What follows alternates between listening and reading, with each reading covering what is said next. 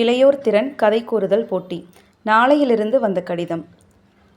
ஒரு சிறிய கிராமத்தில் மித்ரன் என்ற சிறுவன் வாழ்ந்து வந்தான்.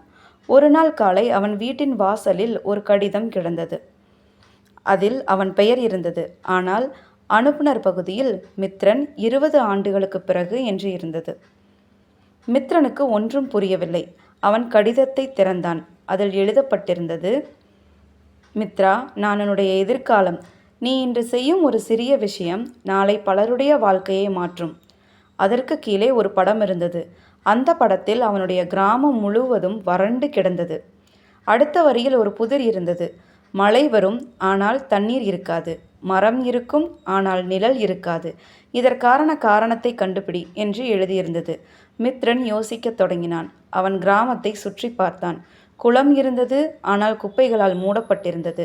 மரங்கள் இருந்தன, ஆனால் அவற்றை சுற்றி சிமெண்ட் போடப்பட்டிருந்தது.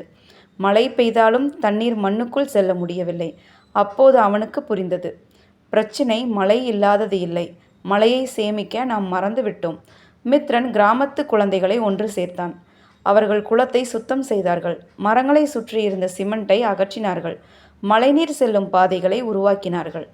சில மாதங்களுக்கு பிறகு மழை பெய்தது. இந்த முறை தண்ணீர் வீணாக ஓடவில்லை. குளம் நிரம்பியது. மரங்கள் பசுமையாயின. கிராமமே மாறியது. அன்று மித்ரனுக்கு இன்னொரு கடிதமும் வந்தது. அதில் ஒரே ஒரு வரி: நன்றி, நான் உன்னுடைய எதிர்காலம். இன்று நீ என்னை காப்பாற்றி விட்டாய். மித்ரன் சிரித்தான். அவனுக்கு அப்போது புரிந்தது, எதிர்காலம் எங்கோ உருவாகி கொண்டிருப்பதில்லை, நாம் இன்று எடுக்கும் முடிவுகளில்தான் நம் எதிர்காலம் இருக்கிறது என்பதை அவன் உணர்ந்து கொண்டான்.